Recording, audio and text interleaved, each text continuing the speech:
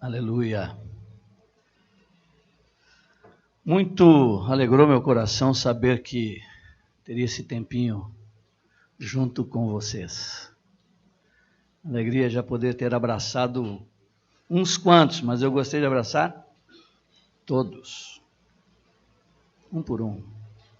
Vocês são muito preciosos. Amém. Queria compartilhar algo com vocês, começando por algo parecendo óbvio, mas de extrema necessidade para os dias de hoje. Vou começar falando sobre 3 perguntas que cada um de vocês tem que ter bem respondida no seu interior, na sua mente e no seu coração. Elas vão parecer óbvias, mas para os dias que virão, elas serão fundamentais para estarmos bem posicionados. A primeira pergunta é: Deus existe?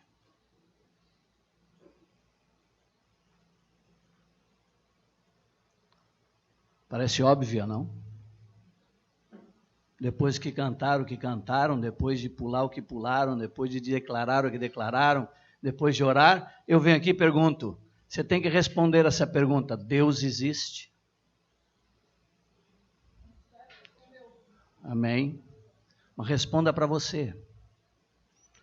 Mas você tem que ter essa resposta muito bem definida, porque nesta sala é fácil dizer isto, mas o que vem para diante de nós, o que vem adiante, essa resposta tem que estar muito bem firmada e clara em teu coração. Em momento de paz, em momento de tranquilidade, sim. Mas o que nos espera não é isto. A vinda do Senhor é eminente. Não quero dar datas, não posso precisar datas, mas vou exagerar, 20 anos, vou exagerar. Então esta resposta tem que estar muito bem definida e aclarada dentro de você. Deus existe. Ou eu vivo num ambiente religioso agradável, que me faz bem, que me traz bem à minha consciência, que eu fui criado nele, eu convivo com ele, eu conheço Deus.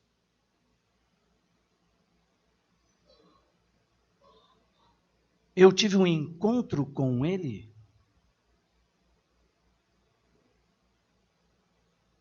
Em 1900 e vovô mocinho, eu já posso fazer assim, né? Vovô mocinho.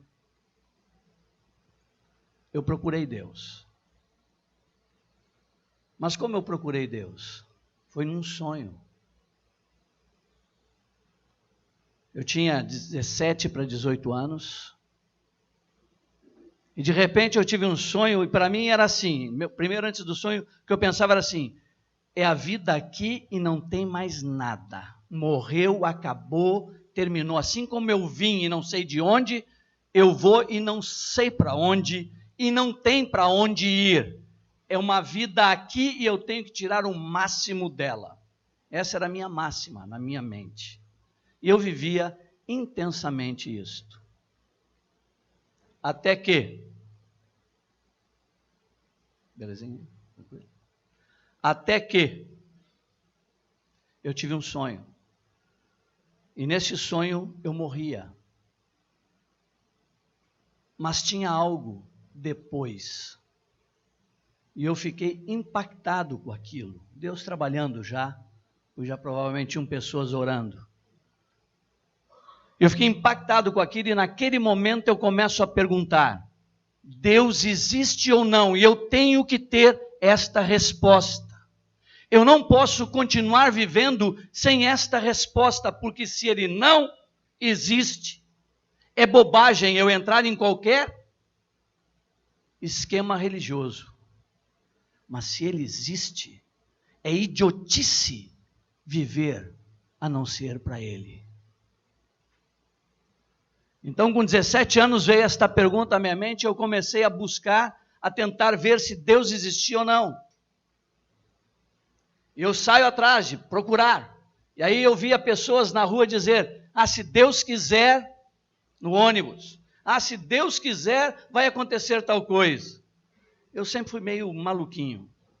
Eu fui meio diferentezinho assim nas reações.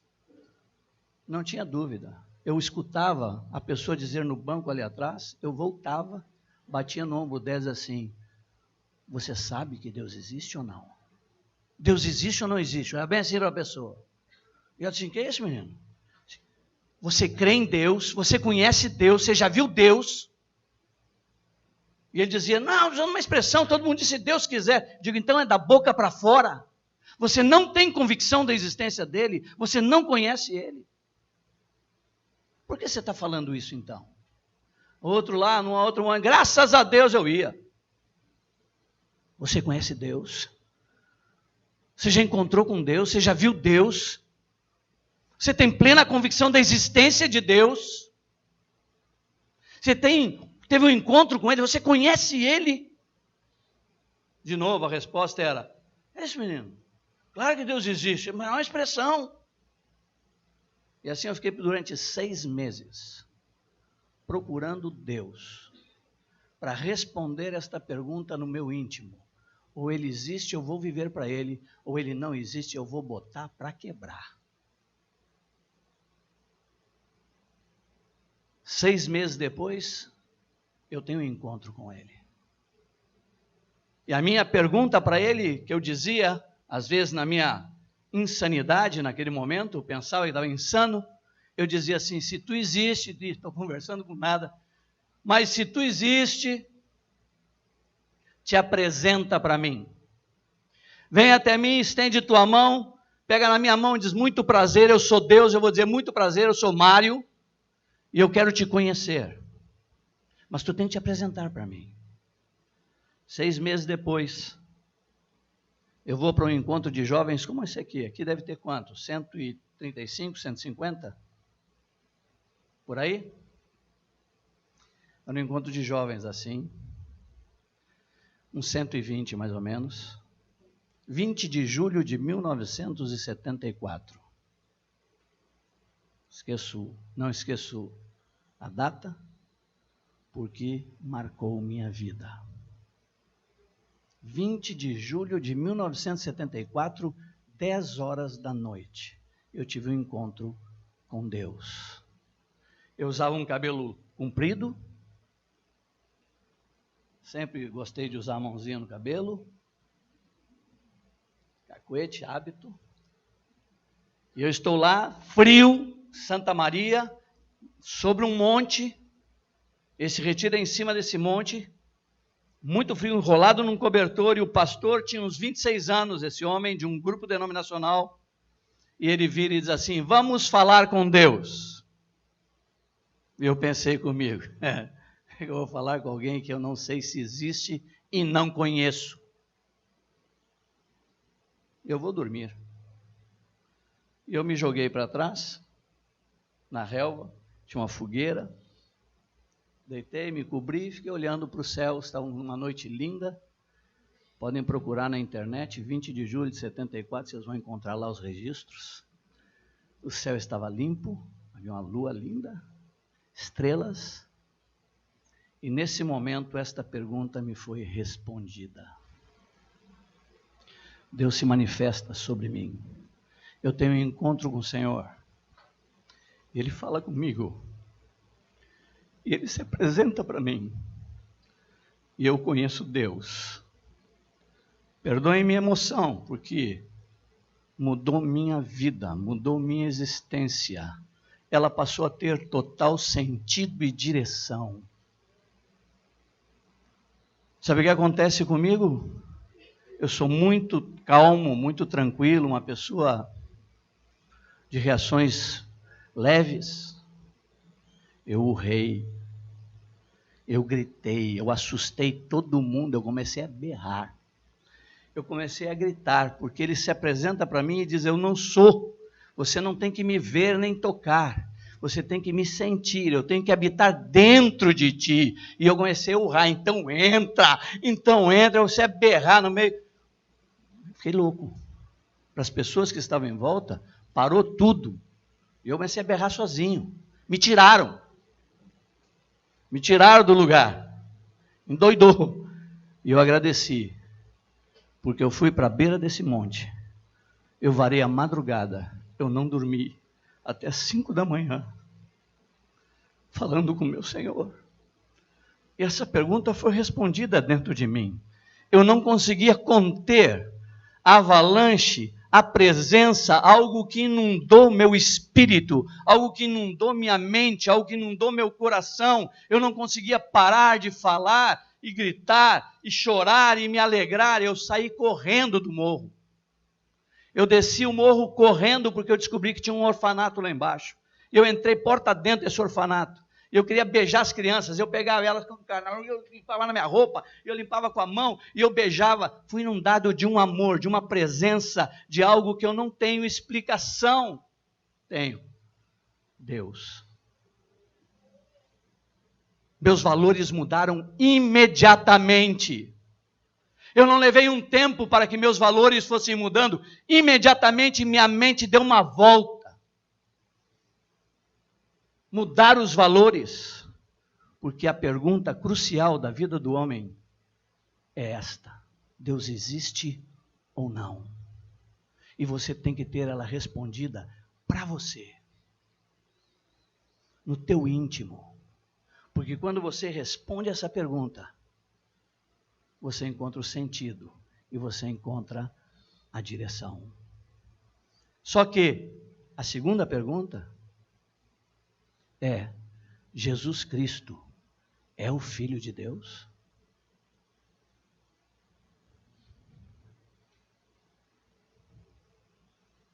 Já passaram muitos homens nessa terra bons. Ele é mais um. Ele é o Filho de Deus, de fato e de verdade. Eu tenho convicção disso. Porque teve um homem cego de nascença, que estava pedindo esmola, e vem Jesus com os discípulos, e eles perguntam: quem pecou, este ou seu pai, para que nascesse cego? E Jesus responde: nem ele nem seus pais, mas é assim para que se manifeste nele a glória de Deus. E ele vai, cospe, passa nos olhos dele e manda ele se lavar no tanque. Esse homem era cego, então não tinha visto quem fez isto com ele. Até então ele não enxergava nada, ele ouviu apenas uma voz que disse para ele fazer algo, e ele obedece, faz e é curado. E quando ele volta curado, ele volta como todo aquele que recebe uma dádiva, uma bênção. Volta quieto, mudo, sem expressão. Volta com uma gratidão enorme. Os fariseus o interpelam para saber o que aconteceu e perguntam: quem te fez isto? E a primeira resposta dele, sabe qual foi? Em João 9, o homem chamado Jesus. Até aquele momento, Jesus era apenas mais um homem, igual a todos os homens. Essa era a revelação que ele tinha. Jesus era apenas um homem. Quando segue a discussão com ele os fariseus perguntam: e tu, o que dizes que ele é? Aí ele para e diz: não, ele é mais que um homem. Ele é profeta. Melhorou. Já não é um homem igual a todos os homens, mas é um homem que tem lampejos de Deus, porque ele é um profeta. Ele fala da parte de Deus, fala coisas de Deus, mas não significa que tudo que ele fala é de Deus. Ele é um profeta. Aqui há um crescente numa revelação de quem é Jesus. Por isso eu pergunto: quem é Jesus para você? É apenas um homem igual a outros homens? É apenas mais um profeta? Quando chega no fim do capítulo, Jesus encontra com ele. A voz ele reconheceu, porque se era cego, a audição dele era maravilhosa, aguçadíssima. Não fala que ele era surdo, então ele tinha uma boa audição. Então, quando Jesus encontra com ele, Jesus faz a pergunta para ele: crês tu no Filho do Homem? Não mais num homem só, num profeta, mas no Filho do Homem. E a resposta dele é: quem é ele, Senhor, para que eu nele creia? E Jesus diz: é o que fala contigo. Então ele o adora e se rende. Não é mais um homem, não é mais um profeta, ele é o Filho de Deus. Você tem essa resposta? Porque se ele é o Filho de Deus, o Verbo encarnado, de fato, não são algumas coisas que ele disse que importam.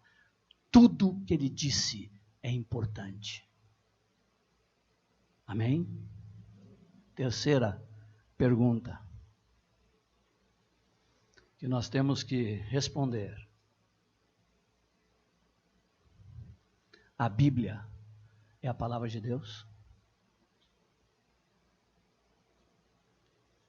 Ou é um livro inspirado em algumas coisas, em outras? Tem coisas que servem, eu escolho o que serve e o que não serve. Eu defino e determino o que eu quero e não quero, ou ela é aonde está toda a instrução de Deus para as nossas vidas? Porque a hora que eu entendo, que eu respondo, Deus existe, Jesus Cristo é o Filho dele, e esta Bíblia é a palavra dele, eu tenho norte, eu tenho sentido, eu sei para onde vou, eu sei o que eu tenho que fazer. Não há mais dúvidas. Nenhum livro suplanta o que está neste livro. Digam os homens o que disserem, provem os homens o que provarem. Se eu respondi que Deus existe, que Jesus é o Filho dele, e esta é a sua palavra, nada muda meu curso. Nada me desvia do alvo. Nada me faz retroceder. Porque eu não sigo a fé de alguém. Eu não sigo a religião de alguém. Eu tenho um relacionamento com o próprio Deus. Ninguém me tira isto. Ninguém nunca me tirou isso, desde 1974. A hora que eu compreendi estas coisas, amados, não existia espaço para outra coisa em minha vida, a não ser fazer a sua vontade, a não ser me entregar de todo o meu coração, com todas as minhas forças, com todo o entendimento que eu tinha, para Ele usar de conformidade com aquilo que Ele tinha estabelecido para a minha vida. Amém? 3 perguntinhas, óbvias. A intensidade desta experiência de 74 move minha vida até hoje. Nunca houve espaço em minha mente e coração para qualquer outra dúvida. Não houve mais dificuldades para entender o propósito para a minha vida e como eu tinha que andar. A minha leitura da Bíblia no primeiro mês, eu engoli este livro. Eu lia desesperadamente, mas os 4 evangelhos. Em um mês tinha lido não sei quantas vezes, porque eu não conseguia parar de ler. E quanto mais eu lia, mais apaixonado eu ficava pelo Senhor. Fui expulso desse grupo 1 mês e meio depois. Sabe por que eu fui expulso? Porque eu cheguei no meio do encontro, tinha lá um lúdio, pós-lúdio, pré-lúdio, meio-lúdio, depois do lúdio, tinha coral, tinha um montão de coisa, gente muito bem arrumada, paramentada, era uma coisa bonita, e eu lá, fervendo com essa experiência, conhecendo Deus e querendo comer a Bíblia, que era um doce, era mel. Aí eu interrompi o pastor no meio de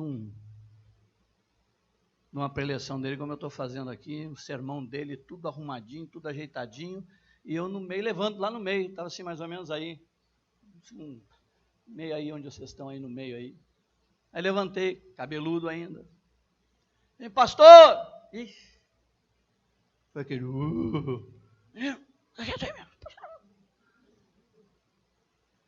Pastor, com a Bíblia na mão, pastor!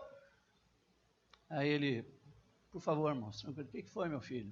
O que você precisa? Disse, pastor, o que eu leio aqui, eu não vejo aqui, e o que eu vejo aqui, eu não leio aqui, o senhor pode me explicar?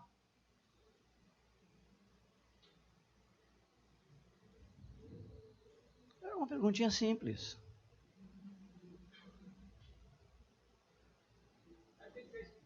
Me convidaram para ir embora.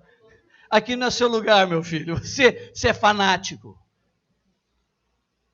Quando eu conheci a Deus, quando eu entendi que Ele existe, não tem mais sentido para a minha vida a não ser viver intensamente para Ele, porque eu sei que Ele existe.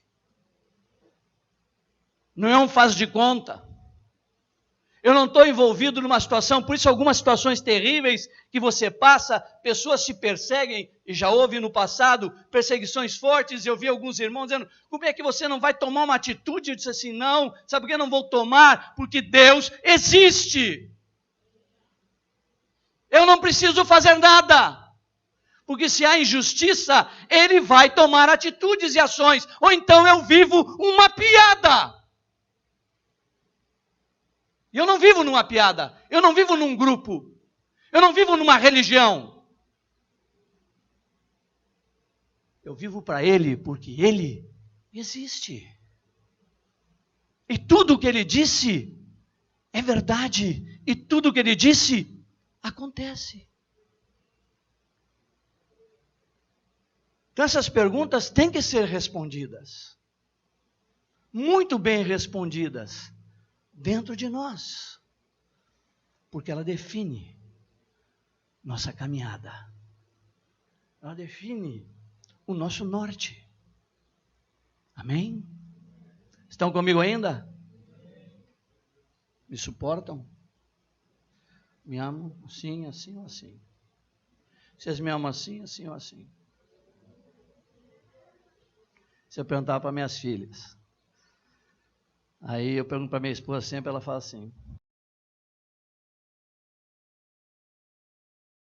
estou sempre em débito, preciso mudar isto. Amém? Estão comigo até aqui? Me suportam mais um pouquinho? Então vamos orar. Deixa o Espírito Santo continuar falando com você. Não pensem que estou dizendo isto porque não creio que vocês não saibam isto. Mas é importante falarmos sobre isto. Firmarmos mais isso em nosso coração. Amém? Paizinho, livra-nos de sermos uma religião humana. Livra-nos, Senhor, de estarmos envolvidos em conceitos apenas. Livra-nos, Senhor, de estarmos com um código de ética estabelecido dentro de nós do que é certo e errado. Livra-nos, Senhor, de vivermos desta forma, sem conhecermos o autor da vida. Ajuda-nos a te conhecer e prosseguir em te conhecer. Ajuda-nos a definirmos com clareza, Senhor, numa experiência pessoal contigo, a tua existência, a tua permanência em nós, o teu Filho amado Jesus, como nosso modelo, e a tua palavra como nossa fonte de informação e direção para as nossas vidas. Não importa, Senhor, o que os homens digam, não importa o conhecimento que venha, não importa as descobertas que eles inventem. Qualquer coisa que seja contrário àquilo que dissestes, para mim é mentira. Ajuda-nos a termos tua palavra desta forma em nossos corações e em nossas mentes. Aqui está toda a verdade. Aqui está expresso o desejo do teu coração. Aqui está o conhecimento que tu queres que o homem adquira. Ajuda-nos, Senhor, a olharmos para a tua Escritura e nos deliciarmos com ela. Ajuda-nos, Senhor, a que ela seja revelada ao nosso espírito. Ajuda-nos a tomarmos ela na dimensão e na medida que ela tem que ser tomada. Ajuda-nos, Senhor, a uma vida de espiritualidade contigo. Não de seguirmos apenas conceitos, mas de relacionarmos com o Santo. De conhecermos a Ti, Senhor, com profundidade. De andarmos, Senhor, em regozijo, em alegria, em constante intensidade de manifestação do Teu Espírito em nosso espírito. Com ardor e fervor em nossos corações.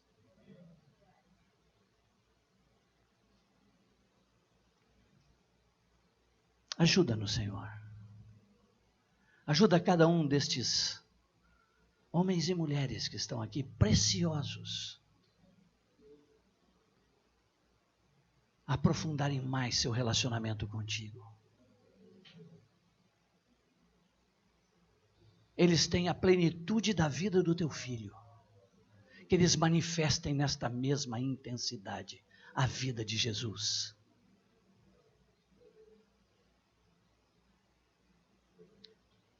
Toma-nos em tuas mãos e ajuda-nos.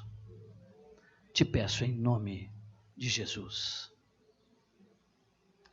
Estão comigo ainda? Hoje eu acordei querendo contar história antiga.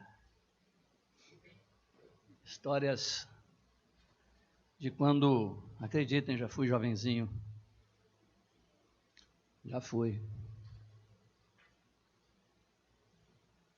Eu quero continuar contando esta experiência primeira, veio para esta segunda que eu vou contar agora. Porque eu tenho uma pergunta em meu coração para vocês nesta manhã, além destas três. Em 1974, quando eu me converti, em 20 de julho de 74, nessa intensidade que eu tentei transmitir para vocês, eu voltei para minha casa transtornado. Meu pai e minha mãe, meus pais eram bem mais... Eu era o 10º filho, pra vocês terem uma ideia. Meu pai, quando eu nasci, tinha 51 anos. Ele já tinha 2 netos. Eu já era tio antes de nascer, nasci tio. Por isso vocês me chamam de tio Mário, já nasci tio. Na minha família chamam de tio Beco. Meu apelido, Mário Roberto, meu apelido é Beco na família. Então, tio Beco. Já nasci com um sobrinho. E nasci junto com uma sobrinha, junto não. Nasci da minha irmã, eu da minha mãe. Era gêmeo, né? E cresci com eles. E quando eu me converti, eu voltei para minha casa transtornado. Meus pais não entendiam nada que estava passando comigo. Eu tampouco conseguia explicar tudo que estava acontecendo, porque era uma presença. Eu não conseguia explicar essa presença. Eu não conseguia explicar os valores que estavam mudando dentro de mim rapidamente, violentamente. Para vocês terem uma ideia, o primeiro mês que teve um retiro com esse grupo, que me expulsaram depois de 1 mês e meio, eu levei 5 da minha turma e batizei os 5. Tamanha era a intensidade, a mudança, a transformação violenta, porque eu encontrei Deus. Não encontrei um grupo. E aí eu comecei uma briga com Deus. Depois de 1 mês e pouco eu comecei a brigar com Deus. Você acredita num negócio desse? Eu comecei a dizer isso aqui para Deus. Senhor, eu nasci no século errado. Por que você fez isso comigo?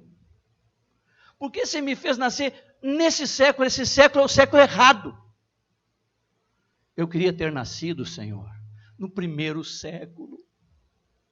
Eu dizia isso e repeti isso para Deus quase um ano. Eu fiquei falando para Deus, eu nasci no tempo errado, eu queria ter nascido no primeiro século, eu queria ter visto o meu Senhor, eu queria ter tocado nele, eu queria estar lá, eu estou no século errado. E eu comecei uma briga com Deus, de declarar isto. Por que, Senhor? Tu não me permitiu nascer lá. Eu não tenho a pretensão, Senhor, de querer ter sido um dos apóstolos. Não era isso, está no meu coração. Eu só queria ter visto o meu Senhor, eu queria ter podido tocar nele, eu queria poder ter visto ele andar. Eu queria ter nascido lá.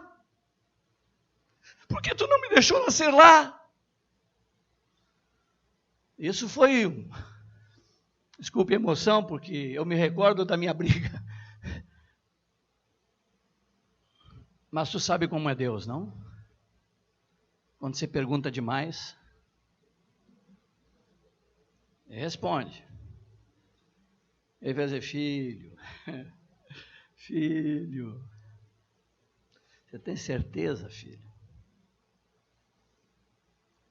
E Deus me levou para o que nós vamos agora. Abram as Bíblias de vocês, por favor.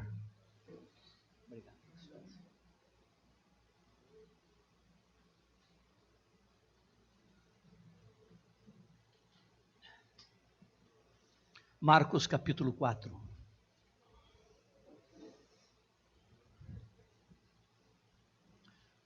Está fixada a pergunta que eu estava fazendo, porque nós vamos fazer uma leitura longa.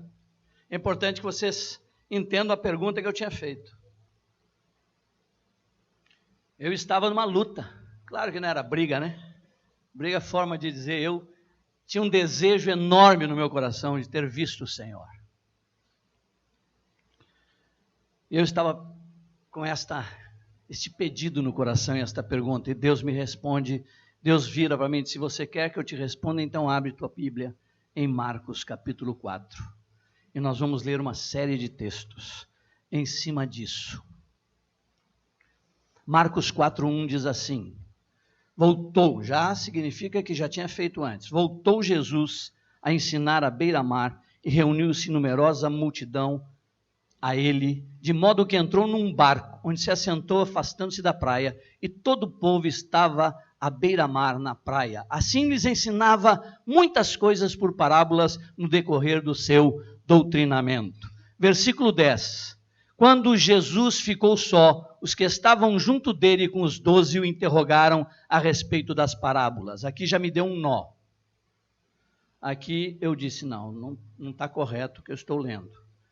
Quando Jesus ficou só, os que estavam junto... Não, tem alguma coisa errada aqui. Quando você fica só, você fica como? E como é que ele estava só se tinha gente junto com ele? O só de Jesus era com gente junto.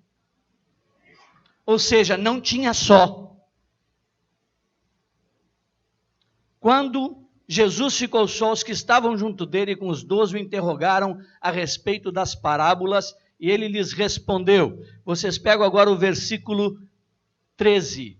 Então lhes perguntou, vamos lá, versículo 21, também lhes disse, versículo 23, se alguém tem ouvido para ouvir, ouça, versículo 26, disse ainda, versículo 30, disse mais, versículo 33, e com muitas parábolas semelhantes lhes expunha a palavra conforme o permitia a capacidade dos ouvintes, e sem parábolas não lhes falava tudo, porém explicava em particular aos seus próprios discípulos. Versículo 35, naquele dia sendo já o quê? Disse mais, disse ainda, disse de novo, disse mais, falou com parábolas e já era de tarde. E eles, despedindo a multidão, levaram assim como estava no barco, e outros barcos o seguiam. Passa o dia ministrando. Quando chega no fim do dia, que ele passou o dia inteiro instruindo a multidão, não foi 1h30, 2 que nós vamos ficar aqui, foi o dia inteiro. Ele disse mais, disse ainda, e passou a dizer, já era de tardinha. quando ele para de falar, despede a multidão e diz para os discípulos: entra no barco, nós vamos fazer uma pequena viagem, nós vamos para outra margem, para o outro lado. E os discípulos entram no barco e tomam-lhe remo. E passam a remar. Quando ele chega do outro lado, sabe o que ele encontra?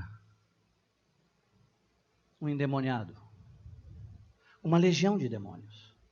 E Jesus, quando desembarca e encontra o demônio, ele expulsa o demônio. E quando ele expulsa o demônio, os porcos são tomados pelos demônios, eles se lançam no mar e as pessoas vêm até Jesus e pedem para ele ir embora. E ele entra de novo aonde? No barco. Então ele passa o dia ministrando, passa a noite viajando, tome-lhe remo, encontra um demônio, expulsa demônio, entra no barco, tome-lhe remo, e quando ele chega do outro lado, sabe o que ele encontra?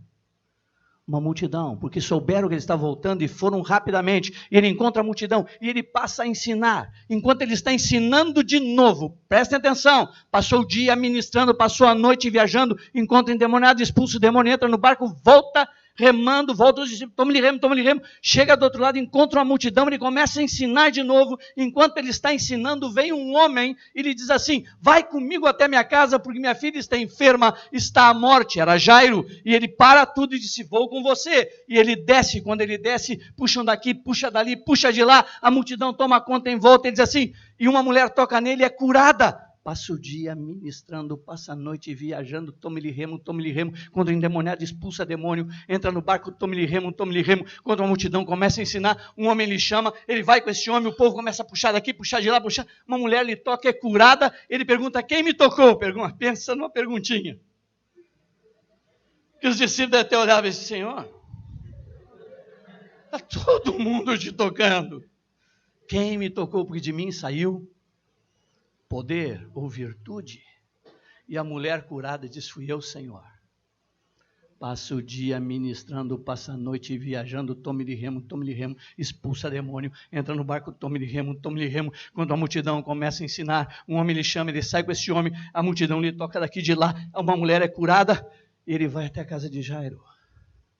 Quando ele chega na casa de Jairo, as pessoas que estavam lá dizem: por que incomodas o mestre? Tua filha morreu. Pensa uma notícia fácil de ser dada, e davam assim com a maior facilidade: tua filha morreu, pode incomodar o mestre.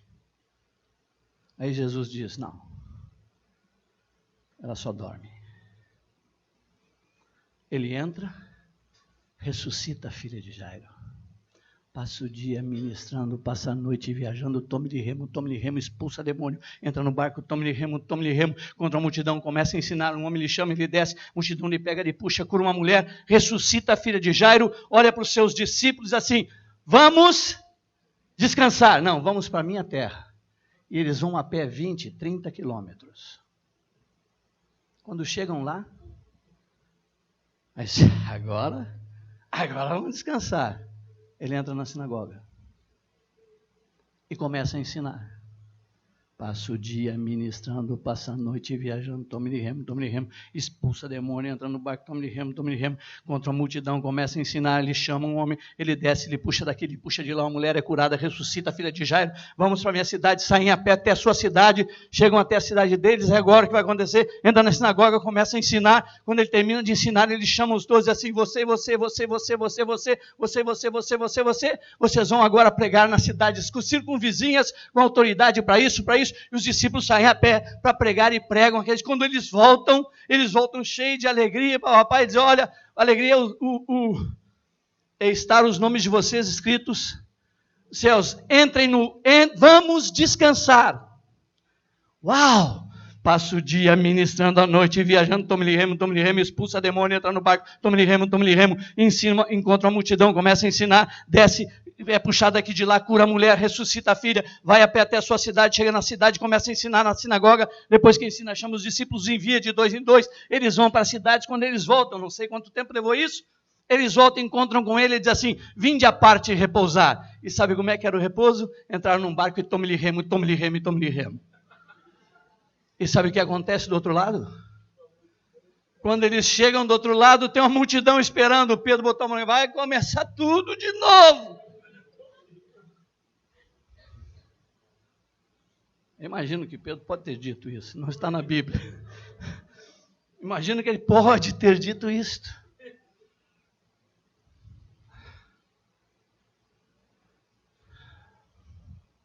Isto aqui é sequência.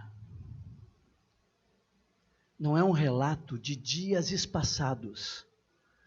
São dias em sequência. Passa o dia ministrando, passa a noite viajando, tome de remo, expulsa demônio, entra no barco, tome de remo, encontra a multidão, passa a ensiná-la, é chamado, desce, é puxado para cá e para lá, cura a mulher, ressuscita a menina, vai a pé até a sua cidade, entra na sinagoga, ensina, envia seus discípulos de 2 em 2, entra no barco para repousar, porque aqui diz que não tinha um tempo nem para comer. E quando chega do outro lado, encontra uma multidão.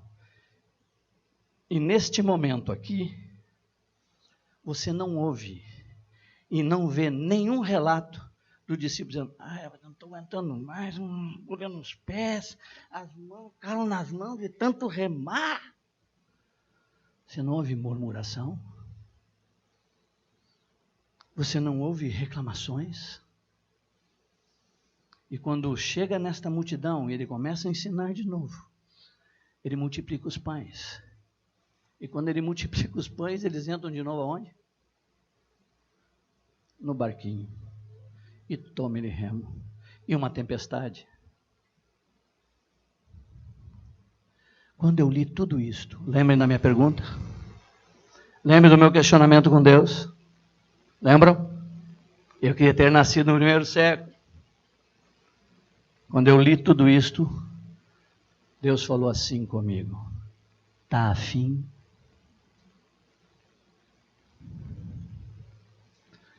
Tem certeza que você queria ter nascido no primeiro século e ter andado com meu filho? Tem certeza que você estava disposto a se sacrificar neste limite, neste nível? Tem certeza? E a pergunta que eu faço para vocês hoje é que ele fez para mim: até onde você está disposto a se sacrificar por amor a Cristo? Até onde você está disposto a ir por amor ao Senhor? E ele, quando me fez esta pergunta, ele me levou para contemplar a ele. E ele disse: eu não coloquei limite por amor a ti. Eu não botei nenhum limite para te amar. Eu abandonei toda a minha glória. Eu deixei todo o meu poder. Eu deixei todas as coisas. Eu me despi de tudo por amor a ti. Eu não botei limites para te amar. Eu fui até a cruz e morri nela por amor a ti. Até onde você está disposto a se sacrificar por mim? Até onde? Até onde estamos dispostos a nos sacrificarmos por Ele? Quais são os limites que você tem? Quais são os limites que você tem colocado? Pedro achava que não tinha limites. Pedrão, né? Né, meu querido? Pedro achava que não tinha limite. Quando o Senhor disse: todos vocês vão me abandonar. Não vou, não. Eu não vou te abandonar. Pedro: eu estou pronto para morrer. Não tenho limites. Eu estou pronto para morrer por ti. Deus olhou para ele: Pedrão. Se ele pudesse, podia ter dito Pedrão, né? Pedrão, se fosse nossa linguagem. Antes que o galo cante, tu vais me negar 3 vezes. Não. Eu não. Eu estou pronto. Mas tinha limites. Ele até esboçou uma reação boa. E até na hora que Jesus é preso, mas lembra, né? Ele estava do lado de quem? Do super-homem. Superman. Andou sobre as águas, multiplicou pães, ressuscitou mortos. Ele está do lado do... Ele saca da espada. Imagina, andava com a espada escondida. Estava armado. Espadinha. Faquinha. Escondida. Ele tem uma reação de macho man. Ele encara os soldados, mas depois que Jesus diz assim, sou eu, e eles caíram por terra. Lembra disso, tem esse detalhe. Quando chegam para prender Jesus, Jesus diz, sou eu, eles... Blum. Aí Pedro, opa. Aí puxou a espadinha e já saiu. Tem limite, eu estou pronto. Aí ele deve ter dado uma olhadinha para Jesus quando cortou o cartão. Eu estou contigo. Eu estou pronto. Eu estou pronto. Mas assim que ele vê Jesus preso, ele se entrega, esbofeteado, sangrando. E ele vê o super-homem sangrando. Ele vê ele quebrado, vê ele como um homem fraco. Uma mulher pergunta,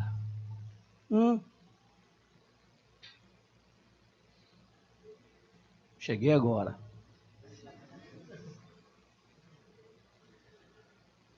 Tinha limites.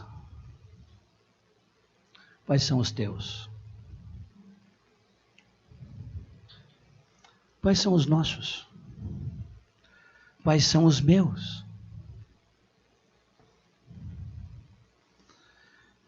Eu faço uma declaração que Jesus tinha a opção de desistir. Vocês sabiam? Jesus tinha a opção de não ir à cruz. Uma legião de anjos desceria para servi-lo e levá-lo, porque não havia nele pecado. Ele podia desistir, porque se Jesus não tivesse a possibilidade de desistir, ele não morreu por nós, ele morreu por si mesmo. Ele tinha a opção, meu querido. E ele diz para o pai, passa, mas não faz a minha vontade. E ele morre, por amor a nós. Ele não colocou limites. Aí, nesse momento, eu estava no exército. Quando Deus está me falando tudo isso. Porque eu me converti em julho de 74. Tinha feito 18 anos. E com 19 você vai servir o exército. E eu fui servir o glorioso exército brasileiro. De soldado. Tinha terminado o 2º grau. Era para ter sido servido no CPUR. Curso de preparação de oficiais da reserva. Mas eu não sabia que eu era míope. Eu era míope, mas achava que todo mundo enxergava como eu enxergava. Nunca ninguém me disse que enxergava diferente. Deu para mim o jeito que eu enxergava, era o que todo mundo via. Se eu não conseguia ler lá, ninguém lia. Era assim, ué. Aí eu vou fazer o exame e eles me rodam no exame de visão. E, para minha alegria, para minha formação, naquele ano, estavam tendo um experimento no exército. Quem não passava no CPUR, ia para a tropa, servir de soldadinho raso, de recruta, para elevar o nível da tropa intelectual. Marinho foi escolhido. Eu tinha 1,64 m, 6 centímetros a menos que eu tenho aqui. Tinha 52 quilos. Eu tinha a barriga invertida.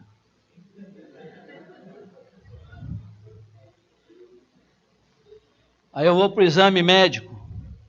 Aí eu chego, aqueles homens tudo lá em fila. Bom, não importa como fica, porque imagem não é bom ficar na cabeça. O médico olhou para mim e disse, você não tem nenhuma enfermidade, meu filho? Eu digo, a gente arranja alguma coisa. O que o senhor quer dizer que eu tenho? Ah, não, mas você veio, você vai.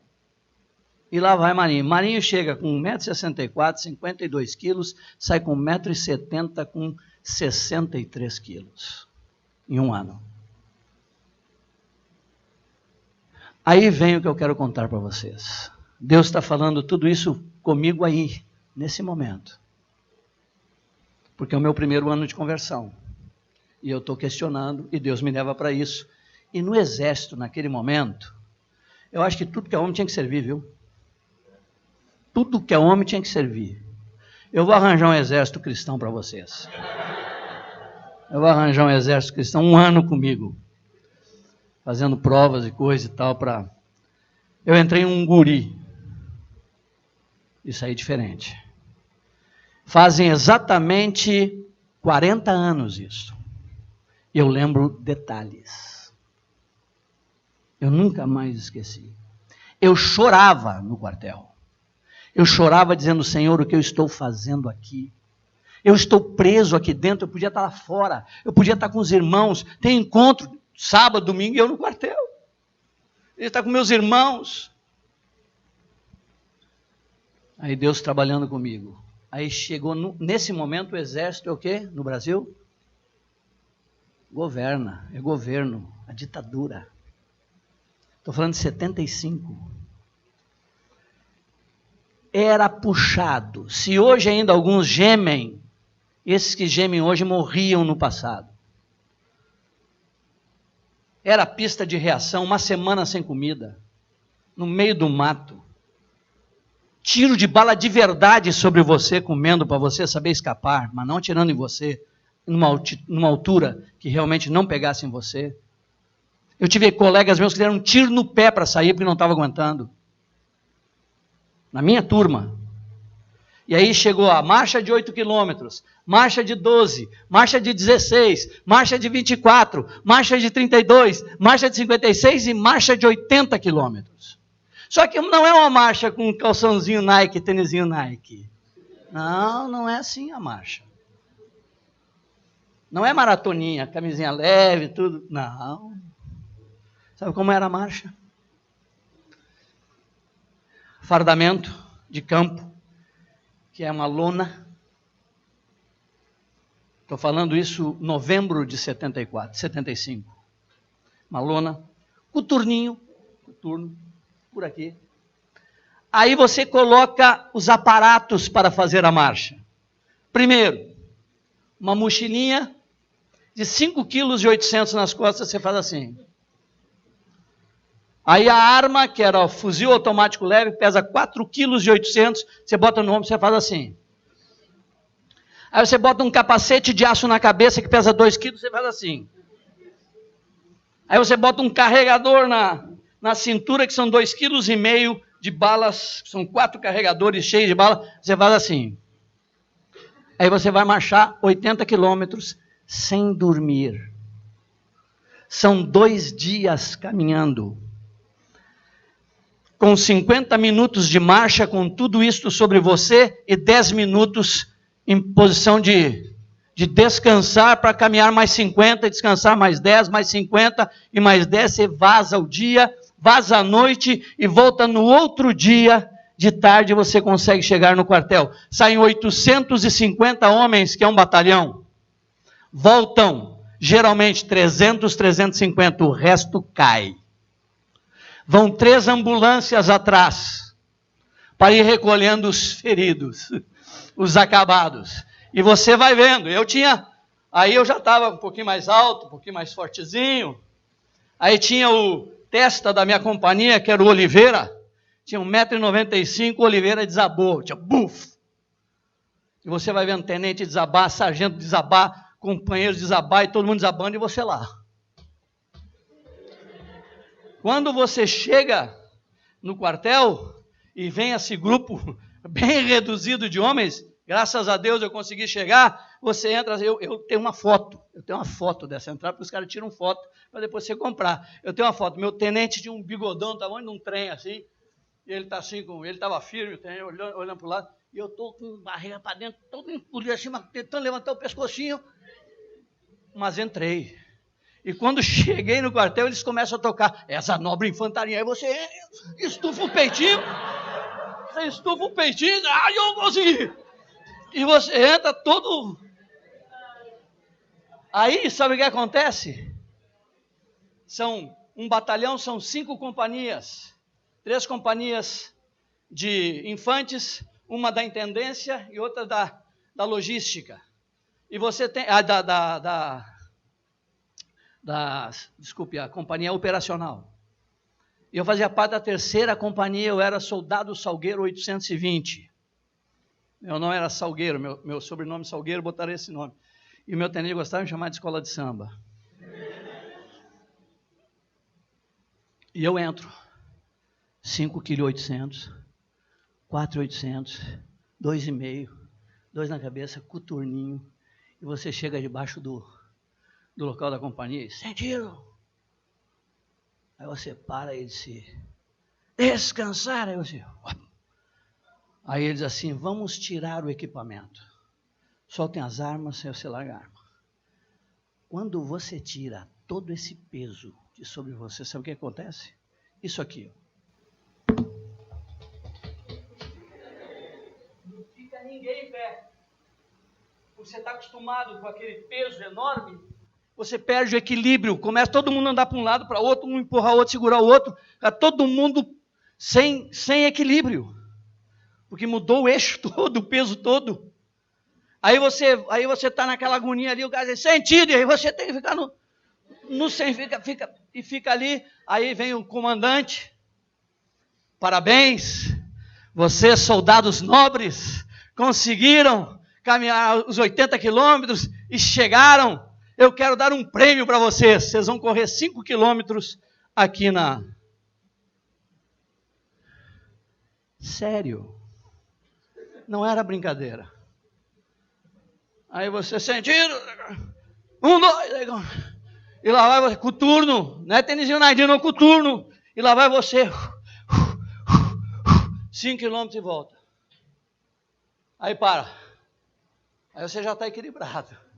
Aí para e diz assim, dispensados, podem ir para o banho, se arrumar, quem quer ir para casa, pode ir para casa. Sabe quem vai para casa? Ninguém, é o único dia que nenhum soldado quer sair do quartel. E sabe o que acontece no banho? Não tinha uma dobra em mim, qualquer dobra minha, aonde tinha ficado algum aparato que não estava sangrando. Em todos nós, não era em mim, só eu era o privilegiado, não, todos.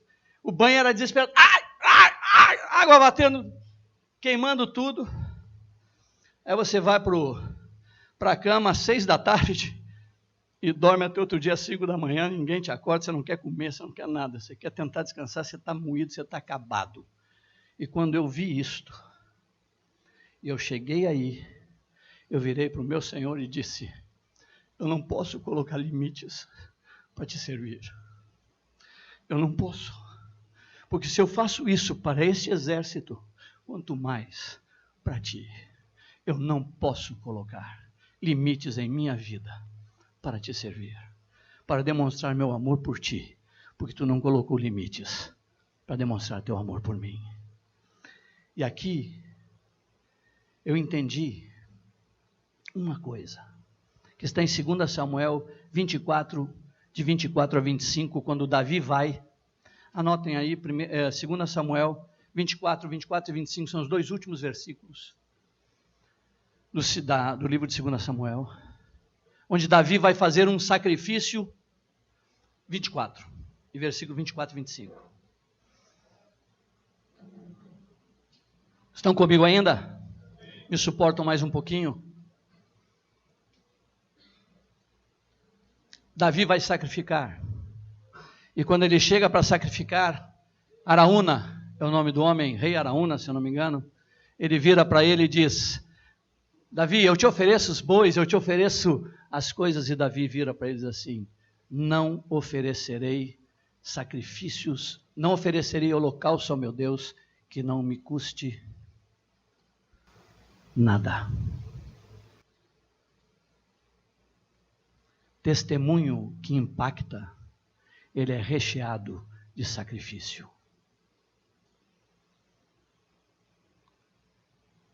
Se vocês querem impactar uma geração, nós temos que rechear nossas vidas de sacrifícios por amor ao nosso Senhor. Amém? Estão comigo ainda? E eu termino aqui. Escutem bem o que eu vou dizer agora. Lembram que eu queria ter nascido no primeiro século? Por que eu queria ter nascido no primeiro século? Para tocar, ver o Senhor. Ele não me deu esse privilégio. Perdão minha emoção. Mas Ele está dando um privilégio para essa geração. Vocês verão o Senhor voltar. E eu quero estar aqui ainda. Eu quero ter esse privilégio de ver meu Senhor voltando. Eu quero poder contemplar a Ele. A primeira geração, os do primeiro século, tiveram o privilégio de vê-lo, tocá-lo, andar com Ele. Mas sofreram muito para estabelecer o reino. Sofreram perseguições terríveis para estabelecer o reino. Foram mortos, cerrados, cortaram as cabeças, foram crucificados para estabelecer um reino. Eles tiveram um privilégio, eles viram, sofreram por ele e estabeleceram o seu reino. Nós somos a última geração e nós temos um privilégio. Nós vamos ver o Senhor, mas nós vamos sofrer muito. Não para implantar o reino, mas para manter este reino de Deus. Para manter os princípios do nosso Senhor. Para manter a vida do Senhor pulsante e verdadeira em nós. Para expressar um testemunho a uma geração perdida, acabada, que não tem mais referências. Nós vamos ter esse privilégio, mas nós vamos sofrer. Por isso é importante responder aquelas 3 perguntas e entender quais são meus limites. Pedro teve limites, mas Jesus chamou Pedro e disse para ele: você vai passar os limites. E ele chama Pedro de novo, e Pedro anda com ele, e ele pergunta: Senhor, e eu? Ele disse: agora você está pronto, você dará sua vida por mim. E Pedro morre de cabeça para baixo, crucificado por amor ao seu Senhor. O Senhor levou ele a superar o limite dele, o medo da morte. O Senhor levou ele a superar o medo da dor, o medo de enfrentar as coisas por causa deste Senhor. Deus está nos preparando, amados, porque a volta dele é iminente, e nós temos que estar preparados para manter os princípios desse reino, que estão sendo abalados para todos os lados, inclusive dentro da igreja. Amém? Que o Senhor forme de vocês um exército assim, um exército inabalável para Ele nesses últimos dias. Amém? Fechemos nossos olhos e oremos. Se gastar, eu ouvi um irmão falar, se gastar é ir até o limite que você se programou. Se deixar gastar é passar dele. Fazer sentido prático a expressão. Se gastar, hoje até meia-noite eu vou estar com os irmãos, mas depois eu vou, mas daqui a pouco um quer ficar mais. Aí é se deixar gastar, na prática, né, para a gente. Vamos orar. Deixa que o Espírito Santo trabalhe profundamente em nossos corações. Vocês são preciosos demais. Eu sou muito grato a Deus pela vida de cada um de vocês. Com sinceridade de coração. Vocês são melhores do que eu fui. Muito melhores do que eu fui. Vocês têm muito mais. Viu? Senhor amado, nós queremos, Senhor, com humildade, te pedir que façamos diferença nesta terra. Façamos diferença, Senhor, em nossos relacionamentos. Que expressemos, Senhor, em grande quantidade, a vida do teu Filho Jesus. Ajuda-nos a que o bom perfume dele seja exalado por onde passarmos. Fique este aroma, o aroma da tua vida, Senhor, sobre as vidas que tocarmos. Sejam irmãos amados, Sejam irmãos que nós sabemos que são irmãos, mas não relacionamos. Sejam pessoas que nunca te viram. Possamos, ao estar com elas, elas serem impactadas com o teu bom perfume, Senhor, com a manifestação da tua vida. Queremos estar à tua disposição, disponibilizarmos, Senhor, estarmos atentos aos teus avisos, estarmos atentos, Senhor, ao momento que vivemos, estarmos atentos, Senhor, às indicações que tu dá pelos acontecimentos, estarmos apercebidos, acautelados, tranquilos, sensíveis à tua voz, ao teu comando, às tuas direções.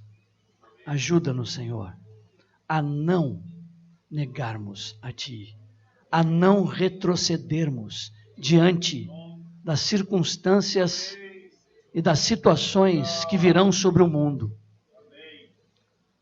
É um privilégio fazer parte desta geração. E por isto, Senhor, ajuda-nos a mantermos o teu reino em nós, sobre nós e para aqueles que estão perto de nós. Ajuda-nos, Pai. Te peço isso em nome de Jesus. Em nome de Jesus. Em nome de Jesus. Amém, Senhor.